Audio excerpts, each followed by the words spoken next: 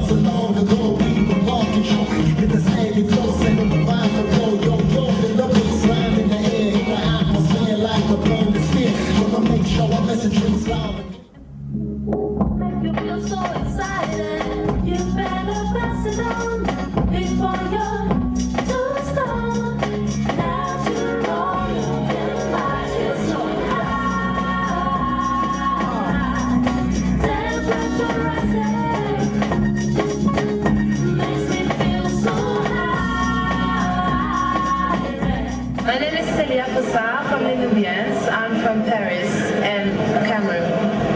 I'm Helen from Les Nubians and I'm from Africa and France. But I'm a citizen of the world. Big Afropean. That's what I am. Clam is one of the coolest things happening now. Clam knows everything about fashion, everything about elevation of spirit, The international Afro culture. underground, up to be hip culture. Modern, contemporary, urban, Interesting, sometimes silly. it's showing, you know, African culture all around the planet.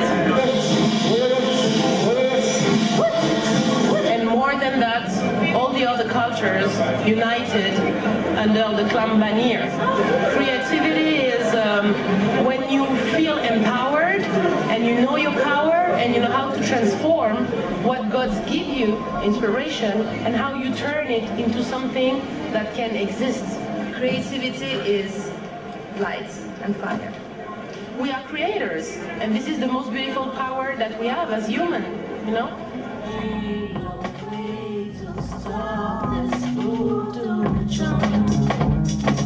Africa is the motherland. Africa is everything. Africa is the beginning. Africa is the roots.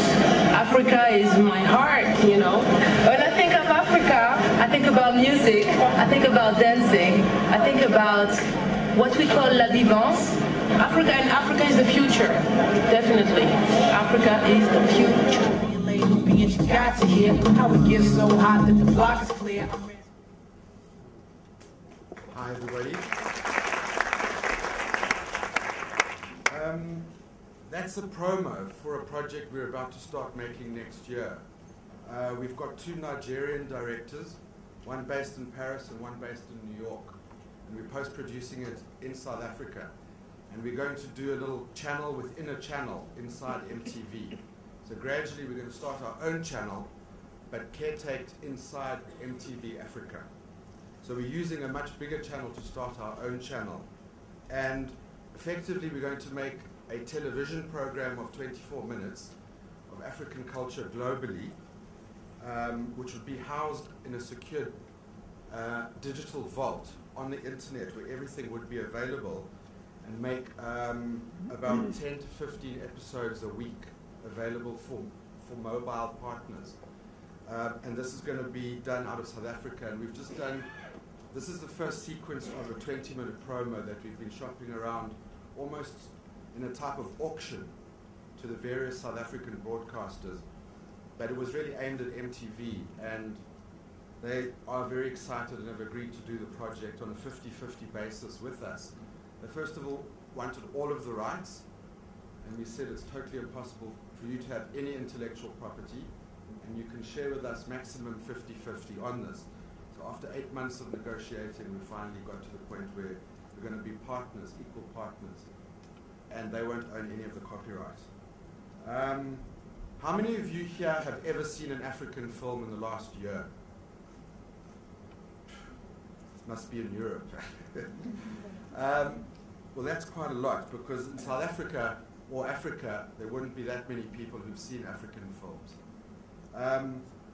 And what we're really looking at, because of being driven by necessity to come up with alternative methods of production and distribution, started a company several years ago called Deviate, letter D, letter V, number 8, and it was really, we're going to start out making 8 digital video films. But through the process realized that the possible financiers of this, it was really difficult, so we changed the sort of thinking as a play on the word deviate, to do something differently. And from every sort of monthly, annually, we've realized that every single stage of this process has been one of experiment, because I think we heard this morning about gatekeepers. And the gatekeeper process in South Africa and Africa is extremely severe, where there was almost a prohibition of the making of films, feature films in particular. South Africa makes about 4 to 5 films a year, and the rest of Africa, probably a lot more than that, but it's very sporadic, even though there's a very sophisticated infrastructure for the making of films, which I'll explain later on. One of the problems we face globally is that the rest of the world, both film festivals, television stations, and distributors, they buy 1 or 2 African films a year. I'm sure all of you, or some of you, will have seen Bamako by Abderrahmane Sissako last year. There's a new film coming out by Haile Gerima next year. And whenever I'm selling films, because I'm also been forced into being a salesperson, I get told, well, look, we've bought our 1 African film for the year. So what about the 800 Nigerian films that are made a year and the 20 or 30 other African films that are made a year? Because in Africa, there aren't that many cinemas for them to be seen in. So what we're really looking at is in our problem is the solution. It's the solution to how to get our films to people in Africa. And I've left this sheet on the screen for you to look at, and it's sort of figures that we, although I don't hold a huge amount of store on figures, but it's the internet statistics for Africa at the end of September of this month. And we can see the internet users in the year 2000 and how they've jumped. And the figures are jumping in huge amount of percentages. I've taken about the 7 or 8 of the largest internet users. We have a 4.7% penetration. We have 43 million, nearly 44 million internet users in Africa out of a total population of 933 million. 3.5% of the internet users in the world, but our growth is absolutely phenomenal at 874.6%. In the major countries, Algeria, Egypt, Kenya, Morocco, Nigeria, South Africa, surprisingly Sudan and Zimbabwe are included in the list. But what we are seeing is, because the internet is, for me, very closely linked to transport, in that it's a superhighway. And because the distances in Africa are so vast, and traditional forms of distribution, i.e. cinemas, do not exist or haven't existed apart from multiplexes in South Africa, the solution in Africa is the internet and mobile networks. And satellite distribution, I think, is really going to have a very huge impact. We have, really, I'm going to speak about 2 things this afternoon. One is sport, and the other is gold, and how the 2 of these relate to the film industry. Sport is extremely interesting, and just having witnessed the World Cup rugby and the effect that that has had in South Africa on the general public has been unbelievable. And the rugby stars are huge stars, like they are all over the world, but they're going on a week-long ticker tape parade throughout the whole country. And it's almost like a tipping point. There's a lot of energy being focused on the success story to turn a sporting event into a positive, uplifting tipping point where people can do less crime and spend more money on commercial activities. We have a ticking clock, which is a unique situation. Next year is the Beijing Olympics, where upwards of 4 billion people will be viewing the Olympics. But in 2010 in South Africa, we have to host the World Cup football. There's talk of again 4.5 to 5 billion people viewing that football game, and over 30 billion views of the football is to be expected. South Africa is an analog country. We've been given 2.5 years to become a digital country. We cannot ask FIFA to change the timetable of the football 2010 World Cup. Although I think certain people are asking them at the moment, because there's an underground being built in Johannesburg at the moment, and they're hitting so many mine shafts from the gold mines, having to take a long time to go around all the different mine shafts. So what I'm really interested in and heard about all this morning is actually data mining, because everything that's been spoken about today is about how to get your telephone number or your internet address, and how other people are going to mine your information to make them rich. And hopefully you can get rich out of that process too. So ultimately I've become cynical on the one hand, because I thought I was a filmmaker, but I'm actually a miner, a data miner. So I'm spending a lot of my time trying to work out, and I think this afternoon's 2 presentations we've heard are extremely good examples of how to mine data in many and different ways. So I started off wanting to be a lawyer, became a filmmaker, and now I am a miner of gold. The headquarters of FIFA is just outside Soweto, and it's a big, huge glass building. And on the left-hand side, they're building the soccer stadium, and on the right-hand side is a mine dump of 50 to 60 years old.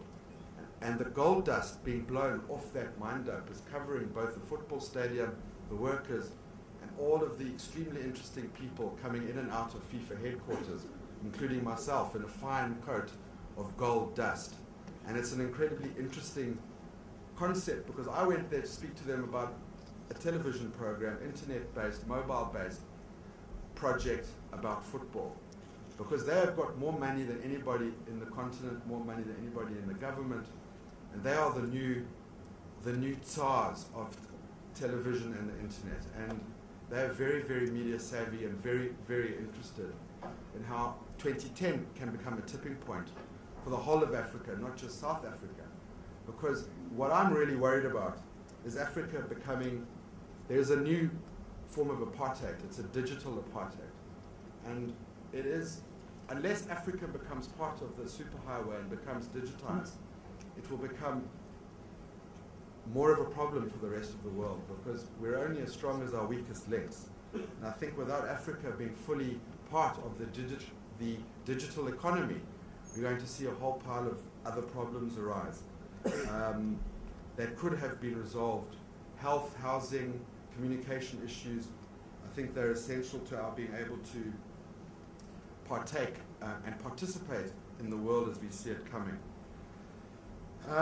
We have, like most other countries in the world, suffered the colonization.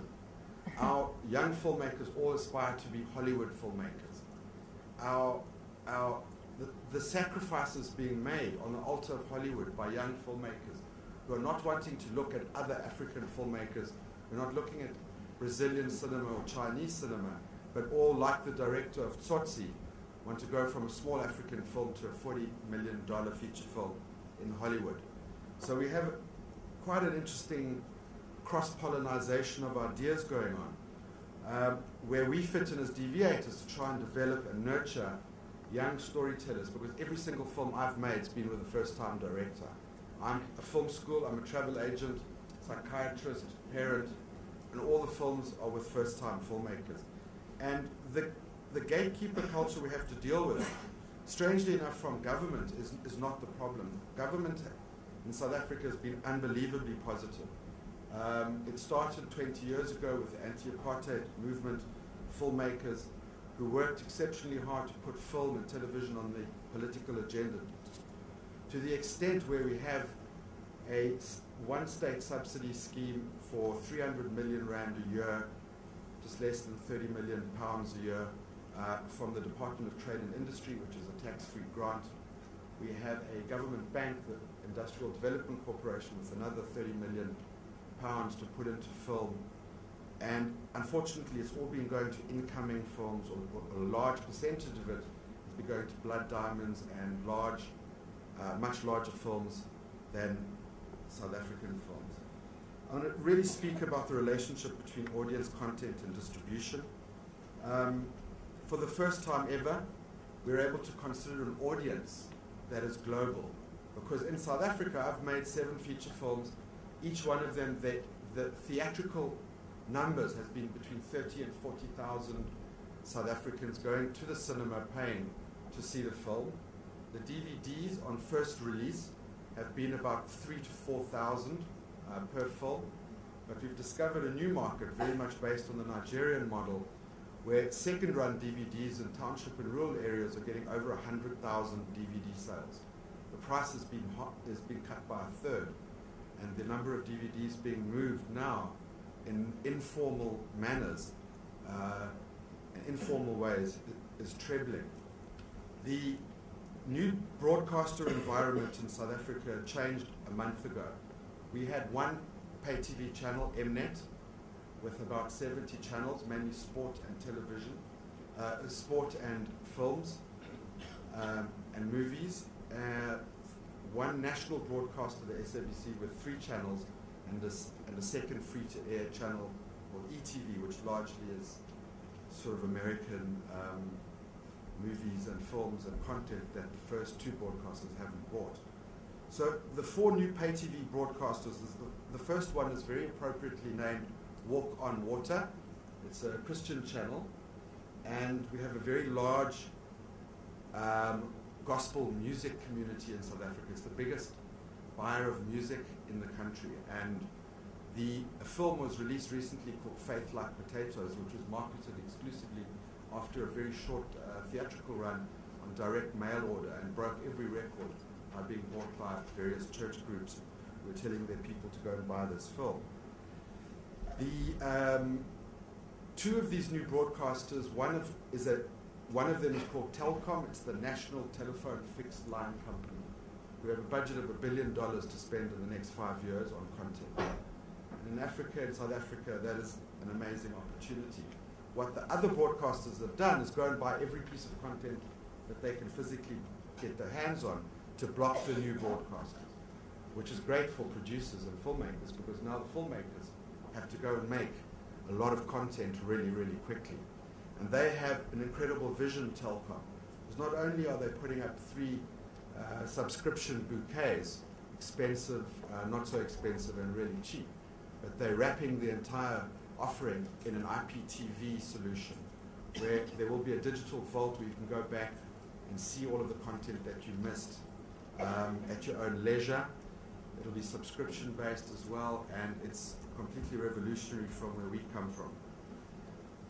One of the biggest challenges facing us at the moment is intellectual property, and I heard a few days ago that our producer organizations, of which we have 2, have taken the broadcaster to Parliament because of their refusal to share intellectual property. Because when we get commissioned by any of our broadcasters, they keep all the copyright. The filmmakers get no rights whatsoever. So we've gone to the headmaster and we've told on them. And Parliament has listened to us fantastically, and they are not happy. So that's going to be changing. The cost of production of content in Africa is extremely cheap, and it's continuing to drop. In Nigeria, feature films are being made between $10,000 and $20,000 a feature film. 1 week pre-production, 1 week shoot, 1 week edit. After your 4th week, they're in profit. They get between 200,000 and 300,000 buyers of the DVD, and I just heard of a story where a young guy in his early 20s made a feature for $30,000 and sold them at $1 each, and he's done $1.5 million worth of business so far. South Africa is following closely behind Nigeria in that. South Africa's become very expensive because of the incoming service productions and because of the commercial activity. The advertising films being shot there now. If you want to shoot on Clifton First Beach in Cape Town, you have to pay 50 Rand per chair per hour. So people have really cottoned on to the film industry being a fantastic opportunity to make money in other ways. The main important thing for me around the World Cup football is in 2.5 years' time, we have to broadcast on every known format, every platform currently known and in existence by June 2010 to the entire world, because the 3 or 4 million people who will come as tourists are going to want to upload, go on the internet, take photographs of themselves at the game park or at the football games and broadcast it back home to wherever they are. And it's the most incredible opportunity that we have to digitize Africa completely in 2.5 years. And that is the legacy that a lot of people are starting to think about how to work and how to leave behind. And right next door to the football stadium outside Soweto is the International Broadcast Center, where there's a 5-acre satellite farm that's going to be built. And for me, if I had my ideal way, I'd like to charge $1 per view per person for a period of 3 to 4 weeks, and then start talking about making content and distributing content in Africa. I know Liz is, we're running out of time, Liz, but been through a lot of that. I think what the dialogue that we're having with government right now is the right, as filmmakers, we heard a bit about this morning again, the constitutional right to both be a maker of content but also a receiver of content. And I think YouTube, MySpace, has certainly created a democracy or a democratic potential that we have never seen before. I think that the attitude amongst broadcasters is a fuck you sort of attitude, sorry to use this word, but it is what we are told all the time. It's an us and them situation. They're the ones that have the power. We don't have any power. So everything that we're trying to do is to create mutual partnerships with broadcasters. And if it doesn't work, we'll license the films to them for the same amount of money for a few screenings over a very short period of time.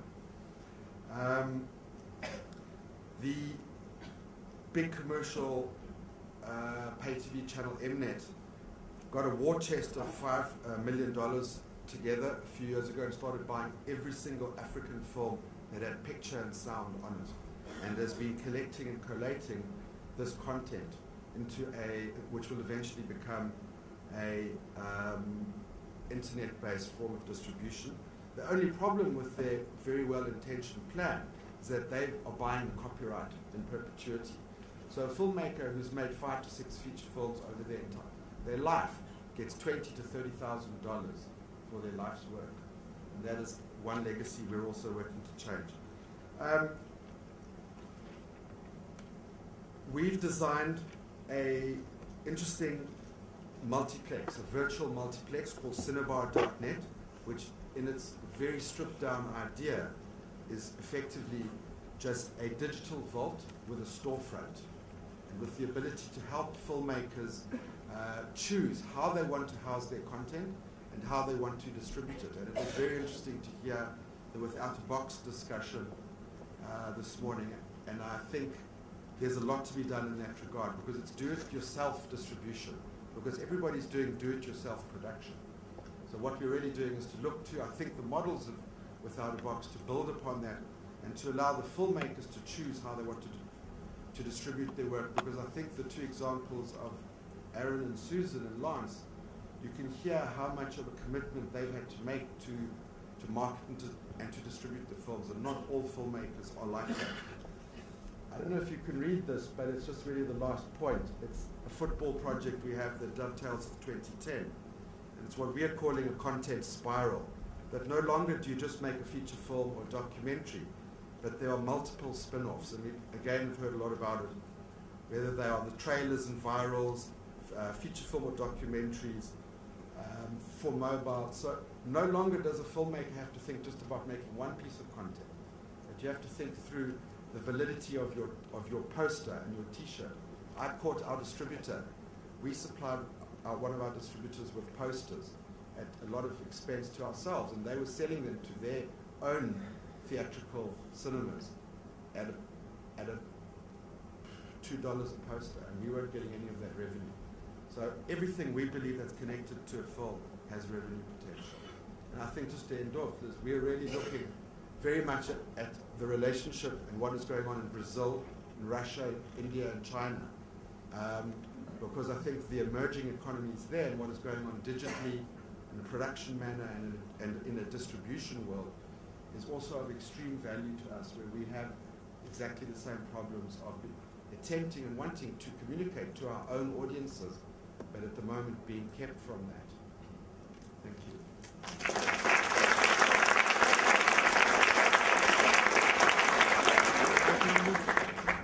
Jeremy. I think you made a really interesting point there, and often, I mean, now looking at places like China and India and South Korea, there's some of the most interesting models that are kind of happening there. And often in places like China or in Africa, where there are sort of infrastructures, well, they've never had a 35mm infrastructure. People are being kind of more inventive, I think, about the way they're reaching audiences, because they kind of almost don't have to get past the system they've been using and sort of change their thought patterns. They're just kind of inventing from scratch. So it's really interesting looking at some of those models.